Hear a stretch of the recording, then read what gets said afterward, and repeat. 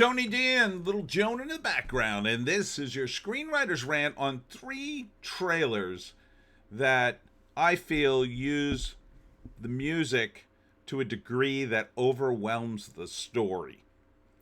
So we're going to take a look at them. Smash like and subscribe. Thank you for smash liking and subscribing. Check out my books. The links are in the description. Comedy Horror in South Jersey. It's the Pineys books 1 through 18, available at Amazon.com. Don't forget, Kindle Unlimited is free. And don't forget the t-shirt store, now available.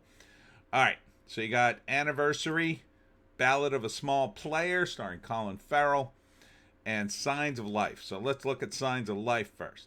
So this has an original score. It's a pretty good song. What's the plot? I think Sarah Jane Potts, I think that's her, plays a mute, and she is on vacation. I'm not sure why. This guy is also on vacation, and he's really broken up because I think he lost possibly his family, his like kids. And he's kind of falling apart. He keeps apologizing to everybody. She can't talk, though, I think. Or maybe it's a self-imposed muteness.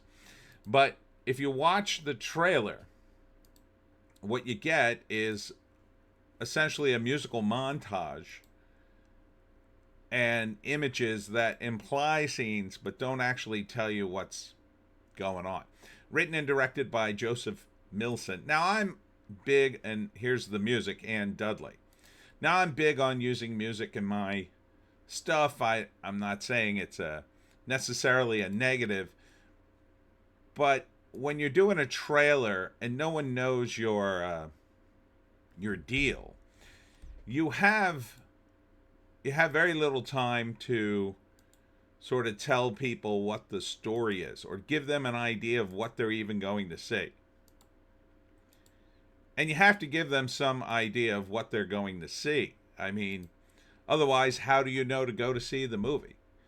So, first act, I think they both go away to some resort. Maybe it's a thing where people who have had trauma go to deal with their trauma. And then, Sarah Jane's character can't talk, probably because she's actually a mute. I don't know. And the other guy, because, he's so hurt, he talks to her and she can only listen. And that is somehow therapeutic for him, and they develop a bond. So in the first act, they meet. He's annoying. She's not really interested. Second act, they sort of end up running into each other a bunch of times. He talks and talks, and she can only react. And over the course of the movie, you get to know them and their various problems. And the third act, I think they leave the resort together because they've decided to have some kind of relationship. I think it's kind of hard to tell. Again, the music's sort of all over this. There you go. Signs of Life. Anne attempts to shift her outlook by taking herself on holiday, but on arrival, she is met with danger. A chance encounter with another traveler offers an unexpected solution which could heal or crumble their lives completely. I think it heals it. So that's Joseph Millicent. So this could be a nice movie. I feel, though, the music is a little overwhelming, but it's good. I like it, and I like that it's original. So it is appealing to me. Next up is Ballad of a Small Player, starring Colin Farrell. Now, on the one hand, this is about, I think, a gambler. I'm not sure. Is he in Vegas? Is that Vegas in the beginning? No. I guess it's Vegas. I know, the Eiffel Tower. But that's not the real Eiffel Tower, obviously. But they have a fake one in Vegas. I'm wondering if they have one somewhere in like Shanghai. Maybe this is Shanghai. Yeah, I think it is. I think it is. I think it's in China somewhere, somewhere in Asia. And he's some sort of professional gambler. Um, and the story with gamblers is pretty simple. They push and push until they lose. In this case, he wins, but the question is, does he win at the end of the movie or the beginning of the movie? I'm going to suggest that he probably won at the beginning of the movie, and now he's trying to get back his mojo, trying to win his money back. He's been living there for years on the big score he won. Maybe he's cheating. I'm not sure. Again, the music kind of overwhelms the thing. In theaters, October 15th. On Netflix, Halloween. Not a very Halloween-y movie, but it is rated R for adult situations. I already forgot what song it is, but it's a fairly popular song. But again, I would rather see more in the trailer. I get it. The song helps. But I would rather hear that kind of in the background while we hear dialogue and figure out exactly what we're getting into here. I think this is going to be like kind of a character study about gamblers. So first act, he's a gambler. Possibly he had a big win early in his career. And he's been living high on the hog ever since. But now the money's running out. Second act, he's losing and losing. He needs a big score. Maybe he's found a way to cheat. Maybe he cheated the first time. And, now will he be able to do it and get back his lifestyle? Or will he get kicked out of the casino and be disgraced and maybe end up in jail? So maybe it's his rise and fall, but maybe somehow he emotionally triumphs. I'm not sure. Oh, Tilda Swinton? That's Tilda Swinton? No way. Let me see. Didn't look like her.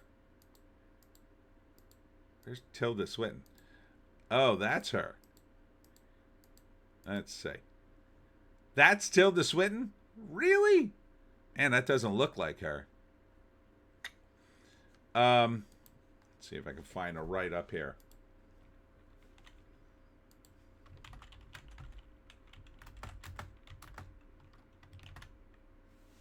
Ballad of a Small Player. When his past and his debts start to catch up with him, a high-stakes gambler, laying low in Macau, encounters a kindred spirit who might just hold the key to his salvation. Okay. Another gambler, perhaps. Edward Berger is a director. Writers Rowan Joff and Lawrence Osborne. Maybe. I mean, it's a good cast. Not so sure I'm totally down for the topic. It has been done a lot, but Colin Farrell is very good. There's a scene where there's Tilda Swinton. Okay, she's a different character. Director of Conclave. I don't know. Feels like more like a streaming movie for me. But, yeah, it could be good. Yeah, that's not Tilda. I thought it might be. Yeah, maybe. I don't know. But again, I feel like the song in this one really overwhelms it. And then finally, there's Anniversary. Now, they just dropped, and I did a thing on it, a movie called, or a TV show called The Girlfriend. This looks to be very similar. It's about a girl who hooks up with a dude, and the mom hates her because she used to be her student, and she is extremely radical in her views. Possibly racist, I'm not sure. And then, of course, the mother doesn't like her, wants her out of the family, and she is slowly destroying the family. But I think this one works better than the Girlfriend series because it is a movie. Diane Lane, bunch of names in it. Anniversary, because she shows up on some sort of anniversary party. basically is her scandals kind of destroy the family. She manipulates the son, I guess. So first act, they're having this anniversary party. The guy from Friday Night Lights is the dad, and I forget her name. She was just in another trailer I looked at. So they're having a great time, great family, and the dude with the glasses brings his new girlfriend, who's going to be the crazy one. And the mother doesn't like her, didn't like her as a student, makes her voice known, and everybody's like, "Oh, you're crazy," he's just banging this chick. But as she, of course, gets involved with her son's relationship, the more he gets entrenched. Right? And I think he's being portrayed as a bit of an innocent waif. Second act, he gets entrenched. The girl starts doing weird stuff, but like only the mother sees it. Maybe one of the sisters sees it. Then one of the sisters goes missing. The mother somehow blames the new girlfriend. Maybe it's her fault, maybe not. And then it just keeps escalating until finally you get into the third act. I think that's the same dude with the glasses, but now, the girlfriend's cleaned him up. And then I think the girl destroys the family. Story by Jan Komasa and Lori Rosine Gambino. Screenplay by Lori Rosine Gambino. Okay. Rated R for adult situations. Again, I think this would be better than the girlfriend show, because it is contained in a movie, but it's really not my kind of movie. This is really more aimed at a female audience. A mother who hates the potential new daughter-in-law, and the intrigue, family, relationships, parties, social circles where the women are digging at each other until some climax where she either somehow dies or destroys the family. Probably she dies, I'm guessing. So yeah, and again, the trailer, God, I forget the song on this one. The song starts pretty subtle, but then kind of overwhelms the trailer again. Yeah, it just overwhelms the trailer. I mean, you watch it. I can't play it, but you watch it and you watch these things and you tell me. I think the music on the last two is too much. The first one, I think it's more balanced. It's still a little much. I would have pulled it back and given us more character, but it's almost tolerable in the first one. And at least it's an original song. In the other two, I feel like they're using these hit songs to really sell the movie. To sell what would be kind of a boring movie, I think. So let's rate them. I would put Anniversary on the bottom. Doesn't particularly interest me, although I think it's a step up from doing it as a TV series. Get it all, done at once. Number 2 would be this movie, because again, despite the cast, which looks rock solid, it feels, like a very ostentatious version of a story we've seen many times. Like a gambler who can't stop. But I would maybe see it. But I would probably see Signs of Life. It looks original. I kind of don't like the guy character in it, but I like the original music. And I'd watch it like on a streaming platform, kind of an art house thing. So there you go. There's your 3 movies.